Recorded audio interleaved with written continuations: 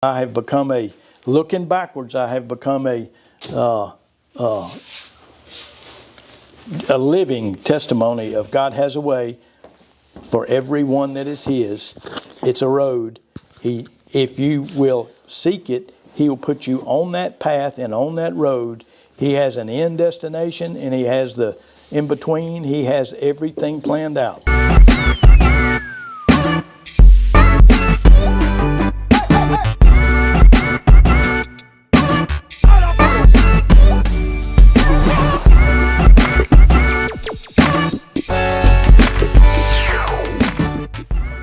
Hey everybody, welcome back to another episode of The Ultra. Today we are finally wrapping up in Psalms. Mr. Donnie, we are kind of sad. This is our last day together, but thank you so much for coming and kind of being along for the journey. Like I said, Psalms is definitely a very difficult book for me. It's something that's probably been the hardest book that I've had to go through personally in my own life, and then just even in this postscript. So I couldn't have asked for a better person to go through. But one of the things that God's been teaching me about Psalms is it's kind of like this picture. Maybe this will be a good example to make sense. But if you can see this picture, one of the people in our church, you know who painted this? Whitney. Yeah, that looks like a Whitney. Yeah, painted this picture. I don't know if you can see it real good up there, but it's just this pink kind of, it's a chaotic painting. But what's cool about that painting is at first glance, you really don't see anything. And then if you turn it over and place it like that, you're able to see a cross that kind of comes up here and then kind of goes up over here and then ultimately comes up here. And so in reality, it's hard to see anything until you turn it right side up, and it's hard to see, but it's there.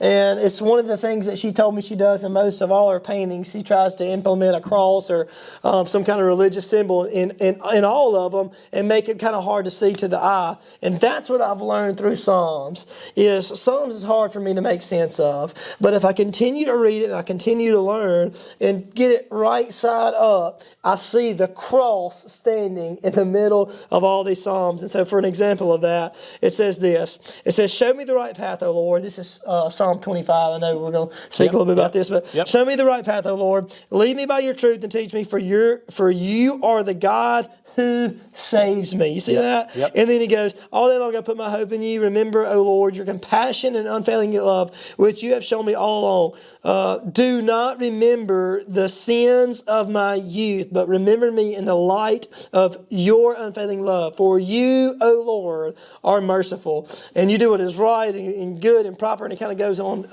And just all in the midst of the Psalms, even while we've been talking, I have seen grace, I have seen mercy, and I have seen God's glory pop up like every single Psalm. And that is just like a thread that's woven throughout these Psalms. And it's hard for me to understand sometimes, but if I turn it right side up, I can make a beeline to the cross and say, hey, there's God's grace again. There's His mercy. There's His goodness. There's His kindness. So that makes sense to me. Yeah, and so as what spoke out the most to me, as God tends to do, and as Drake and I find that a lot of our Bibles are highlighted the same way, you'll see my focal passage for today is the exact verses that you highlighted. That's cool. So you can see Psalms 21, I picked Psalms 25. And so,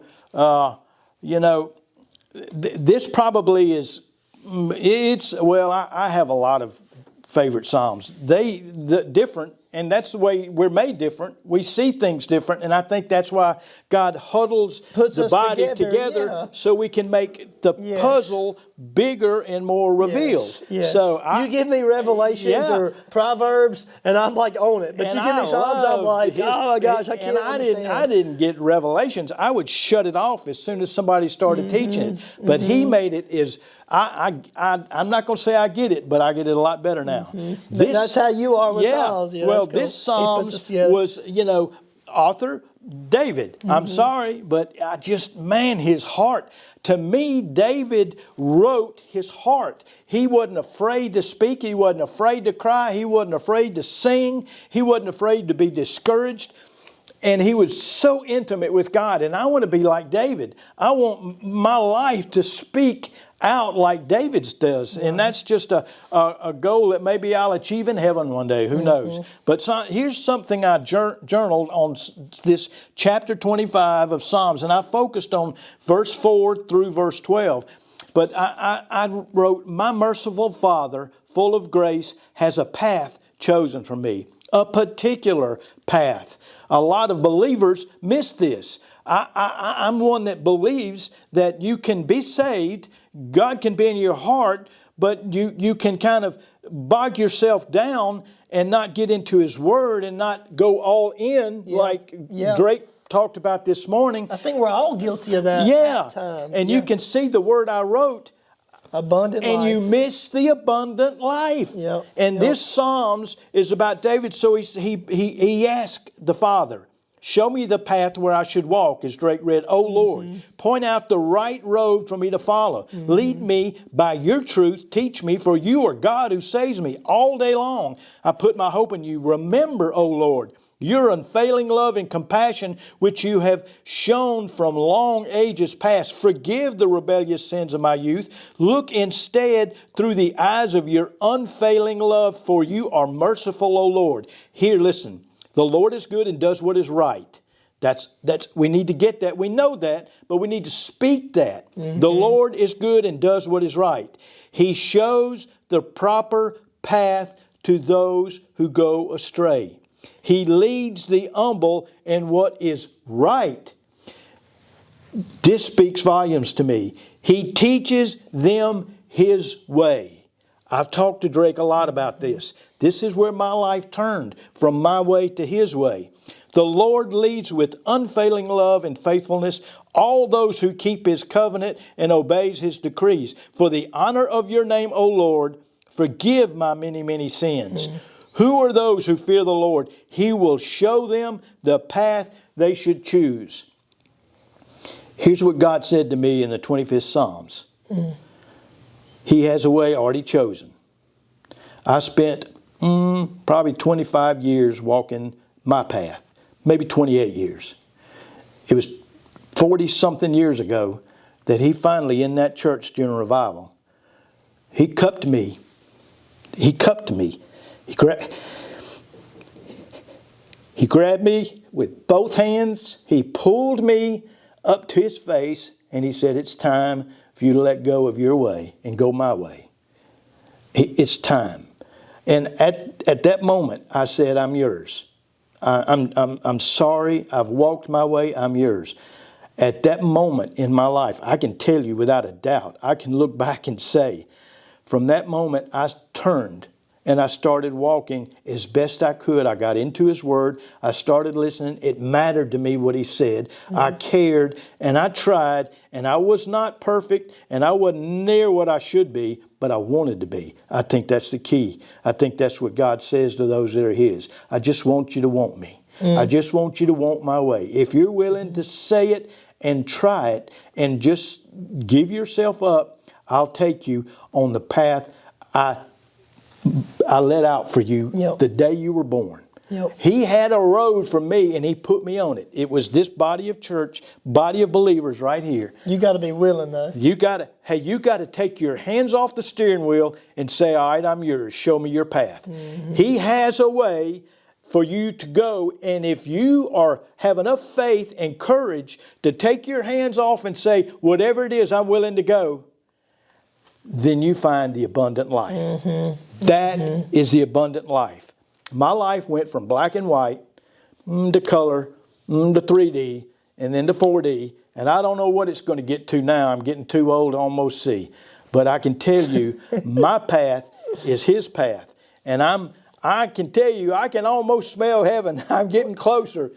But I'm going down His path. Well, it's hard to do that. Yes, it is. Because it's so...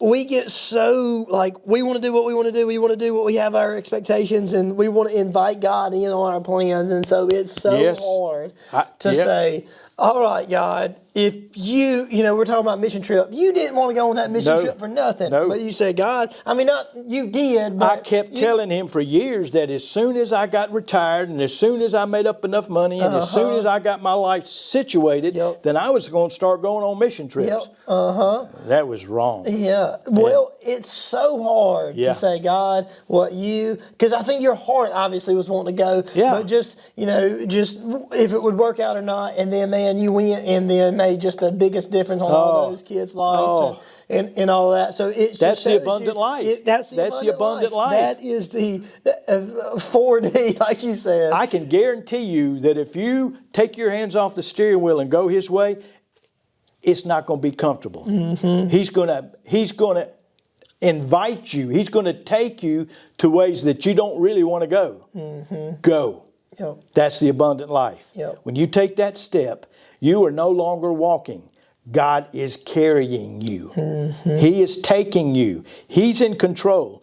And He will do things through you that you cannot possibly do to glorify Himself. Do it. That's the abundant life.